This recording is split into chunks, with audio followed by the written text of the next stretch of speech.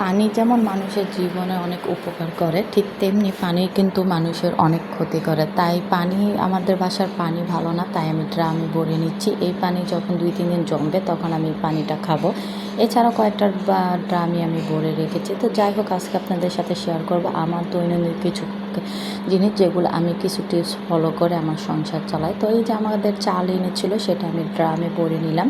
তারপর এখন রাতের জন্য আমি খাবার রেডি করব, যেহেতু আজকে আমার রান্না করার তেমন কিছু ছিল না, হালকা পাতলা।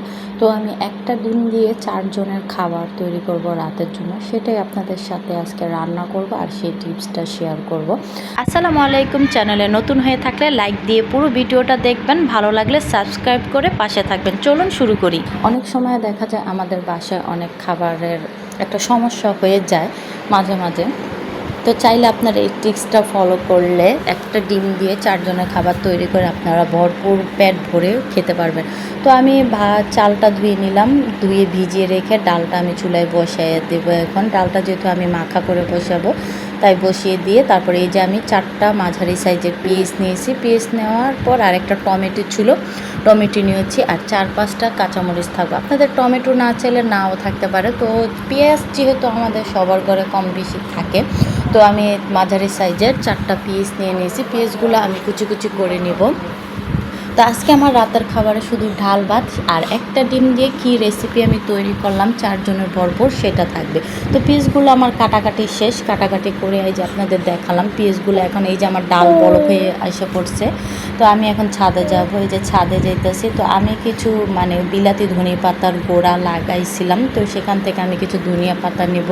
এটা কিন্তু ডালের মধ্যে দিলে বা মুড়ি মাখা যে কোনো খাবারে দিলে কিন্তু অনেক স্বাদ লাগে এই বিলাতি ধনে পাতা। তো রাত করে আমি ছাদ থেকে চলে আসলাম, এখন যেহেতু বৃষ্টির একটু সিজন ছিল, তো ঘরে শুধু খাতা। তারপরে যে আমার ডালটাও হয়ে গেছে, আমি বিলাতি ধনে পাতাটা দিয়ে দিলাম। এটা দেওয়ার কারণে কিন্তু ডালটার মধ্যে অনেক সুন্দর একটা ঘ্রাণ আসবে।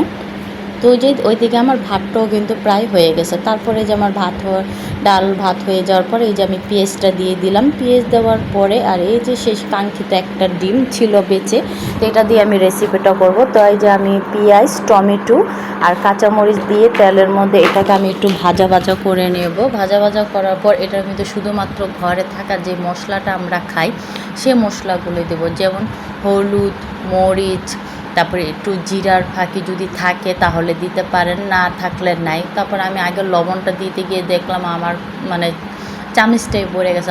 এক হাত দিয়ে ভিডিও করা আমার যেহেতু স্ট্যান্ড নাই, খুবই কষ্ট। তো আমি একটু আদা রসুন বাটা দিয়ে দিলাম। দেওয়ার পর লবণ দিয়েছি, হলুদ দিয়ে তারপরে মরিচ ফাঁকি দেব আর একটু জিরার ফাঁকি দিয়ে এটাকে আমি একটু কষাবো।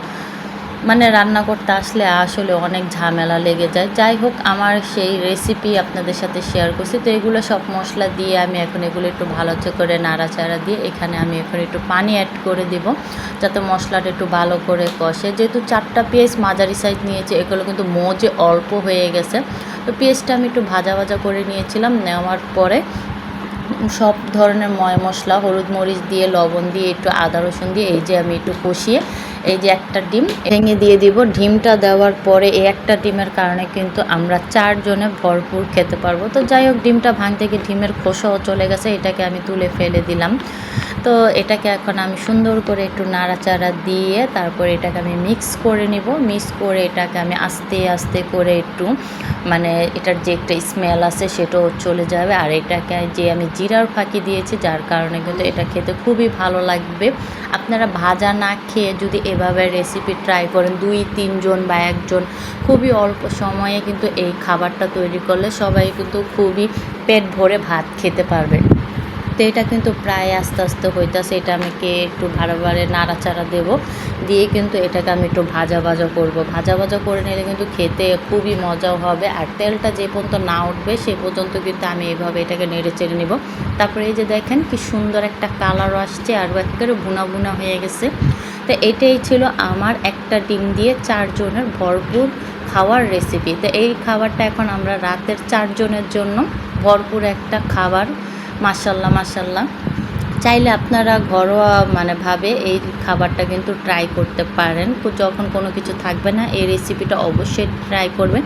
মানে 2-3টা পিস থাকলে কিন্তু একটা ডিম দিয়ে আপনারা অনায়াসে 2-3 জন এভাবে মজাদার এই খাবারটা খেতে পারবেন। খুবই মজা হয়, একবার অবশ্যই ট্রাই করে দেখবেন। দেখতেই পাচ্ছেন খুবই সুন্দর লোভনীয় কালারটা হয়েছে আর একদম ভাজা ভাজা হয়ে গেছে। আর এটাই হবে আমাদের রাতের পারফেক্ট খাবার।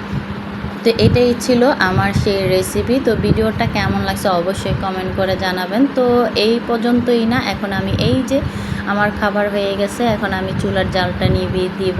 তো বাকিটা আপনারা বলবেন কেমন হয়েছে। আর সবাই ভালো থাকবেন। আর এই যে আমরা কিন্তু খেতে বসে গেছি রাতের খাবার। তো